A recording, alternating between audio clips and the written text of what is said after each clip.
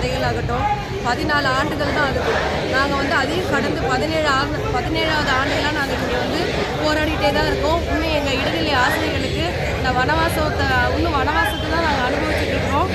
நாங்கள் வந்து இந்த 23 நாளில் நாங்கள் வந்து ரொம்ப துயரற்று தான் சார் இங்கே இருக்கிறோம். ஒவ்வொரு பண்டிகை நாட்களையுமே நாங்கள் இங்கே தான் கடந்தோம். எப்போவுமே வந்து ஒரு பண்டிகை நாட்களில் நாங்கள் குடும்பத்தோடு போய் நாங்கள் கொண்டாடுவோம். எங்களுக்கு அதையும் தாண்டி குடும்பத்தையும் நாங்கள் விட்டுட்டு வந்து நாங்கள் இன்றைக்கி வீதியில் இருக்கிறோன்னா அந்தளவுக்கு நாங்கள் வழிகளை வேதனைகளை நாங்கள் அனுபவிச்சுட்டு இருக்கிறோம். 23வது நாள் ஆகி இன்னும் வந்து முதல்வர் ஐயா வந்து பதில் சொல்லாமல் இருக்கிறது எங்களுக்கு ரொம்ப ரொம்ப கஷ்டமாக இருக்குங்க சார்.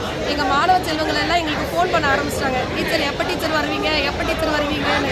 எங்கள் பிள்ளைங்க எங்கள் மேலே இருக்கிற பாசத்தில் ஃபோன் பண்ணுதுங்க பொங்கல் வாழ்த்து சொல்கிறதுக்கு.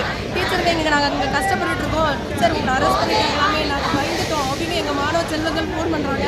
மாணவரோட பெற்றோர்களும் ஃபோன் பண்ணுறாங்க. டீச்சர் நீங்கள் இவ்வளோ தூரம் போராடிட்டீங்க, வெற்றி பெறாமல் வரக்கூடாதுன்னு எங்களோட பெற்றோர்கள் வந்து எங்களை வாழ்த்துறாங்க. அங்கேருந்து வாழ்த்துறாங்க. முதல்வர் ஐயாவோட பதிலுக்காக நாங்கள் காத்திருக்கிறோம். இன்னும் எத்தனை நாட்கள் ஆனாலும் நாங்கள் இங்கே தான் இருப்போம். அவரோட அரசாணை பெறாமல் நாங்கள் இங்கிருந்து போகவே மாட்டோம். இந்த போராட்டம் தொடர்ந்து தான் இருக்கோம். முதல்வர் ஐயா மனமிறங்கி சீக்கிரமாக எங்களுக்கு அரசாணை வழங்கிடுங்க. இங்கே நாங்கள் பெண்ணாசிரியர்கள் வந்து ரொம்ப சிரமத்துக்கு உள்ளாயிருக்கோம். 23 நாட்களாக ஒரு பெண்ணாசிரியர் இங்கே இருக்கிறோன்னா அது என்ன காரணம்னு சொல்கிற பாருங்க. காரணத்தை நீங்களே அறிஞ்சுக்கோங்க. பெண்ணாசிரியர்கள் வந்து வீதியாக நாங்கள் தெரிஞ்சுட்ருக்குறோம். எங்களை வந்து நீங்கள் வந்து கரம் கொடுத்து காப்பீங்கன்றத நம்பிக்கையில் தான் இன்னும் இருக்கிறோங்க ஐயா. கண்டிப்பாக எங்கள் முதல்வர் செய்வாருன்ற நம்பிக்கையோடு தான் நாங்கள் இங்கே காத்துட்ருக்குறோம்.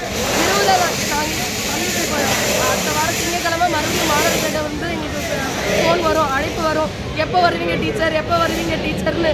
எங்கள் மாணவ செல்வங்களை போய் பார்க்காம இருக்கிறது எங்களுக்கு மிகப்பெரிய வருத்தமாக இருக்குது. நாங்கள் சீக்கிரமாக பள்ளிக்கு போகணும். சீக்கிரமாக எங்களுக்கு அரசாணை கொடுத்து எங்களை அனுப்பி வைங்க ஐயா. நாங்கள் பள்ளிக்கு செல்றதுக்கு தயாராக இருக்கோம்.